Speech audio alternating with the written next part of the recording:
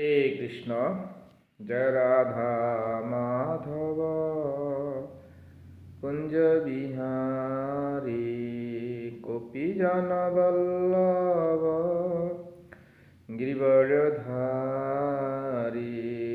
যশোদানন্দন ভজ জনরঞ্জন যশোদানন্দন ভজ জনরঞ্জন যমুনা তীর বনচারী জয় রাধা মাধব কুঞ্জ বিহারী। হরে কৃষ্ণ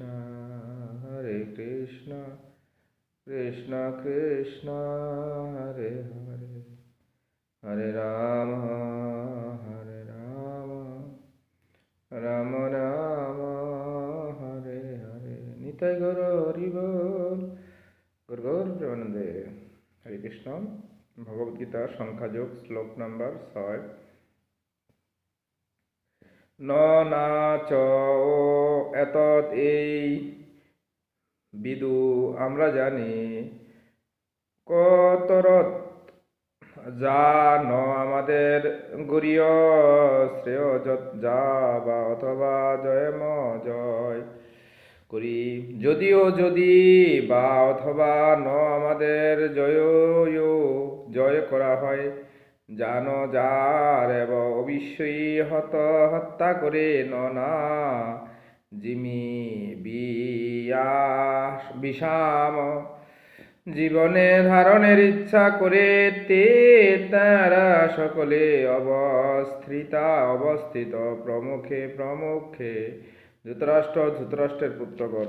হরে কৃষ্ণ। অনুবাদ: তাদের জয় করা শ্রেয়, তা তাদের দ্বারা পরাজিত হওয়াও শ্রেয়। কিন্তু আমরা জানি না, আমরা যদি ধৃতরাষ্ট্রের পুত্রদের হত্যা করি তাহলে আমাদের আর বেঁচে থাকা অর্থহীন হয়ে পড়বে। তবুও এই রণাঙ্গনে এখন তারা আমাদের সম্মুখে উপস্থিত হয়েছে। হরে কৃষ্ণ। বর্ণনা: যুদ্ধ করাই ছিল ক্ষত্রিয়দের প্রধান ধর্ম। তবুও অর্জুন স্থির করতে পারছিল না যে সে অনর্থক হিংসাত্মক যুদ্ধ করতে নারাজ। তিনি তার শত্রুদের পরাজিত না করতে তিনি ভিক্ষা করে জীবন ধারণ করার একমাত্র উপায় বলে তিনি কৃষ্ণকে জানালেন যে আমি ভিক্ষা করে জীবন ধারণ করব, তাও আমি আমার কার সাথে যুদ্ধ করব? তারা আমার আত্মীয়। ও আর জয়ও সুনিশ্চিত ছিল না, কারণ যে কোনো পক্ষই জয়ী হতে পারত। এমনকি তাদের জয় হলেও কারণ ছিল তারা যুক্তিসঙ্গত। ধৃতরাষ্ট্রের পুত্রদের অবস্থানে জীবন ধারণ করা তাদের পক্ষে নিত্যন্ত দুর্বিষহ হয়ে উঠত। সেই পরিস্থিতিতে সেটি হতো তাদের পক্ষে আরেক ধরনের পরাজয়। অর্জুনের এই সমস্ত বিবেচনা অবধারিতক্রমে প্রমাণ করে যে তিনি কেবল একজন মহৎ ভগবত ভক্তই ছিলেন না, তিনি ছিলেন গভীর তত্ত্বজ্ঞান সম্পূর্ণ ছিলেন এবং তার মন ইন্দ্রিয় তার পূর্ণ নিয়ন্ত্রণ ছিল। যদিও তিনি রাজ পরিবারে জন্মগ্রহণ করেছিলেন, কিন্তু তবুও তা সত্ত্বে তার ভিক্ষাবৃত্তি অবলম্বন পূর্বক জীবন ধারণের বাসনা ছিল তার আসক্তির আরেকটি লক্ষণ। তিনি ছিলেন যথার্থই ধার্মিক, যা এই সমস্ত গুণাবলী যোগোপযোগীভাবে কৃষ্ণের তার গুরুদেবের উপদেশের প্রতি তার গভীর শ্রদ্ধার প্রমাণ হয়ে থাকে। এই সিদ্ধান্ত বুঝে যে তিনি মুক্তি লাভের জন্য অর্জুন অত্যন্ত যোগ্য ছিল। ইন্দ্রিয় যদি সংযত না হয় তবে দিব্যজ্ঞান উপলব্ধির স্তরে উন্নতি হওয়া যায় না। হরে কৃষ্ণ। উন্নতি হওয়া যায় না।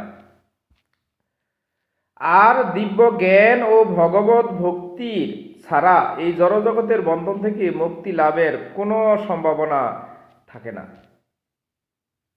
অর্জুন এই সমস্ত গুণাবলীর দ্বারা ভূষিত ছিলেন, তাই ছিল জাগতিক সম্পর্কের বিষয়ে তার গভীর বোধ। হরে কৃষ্ণ।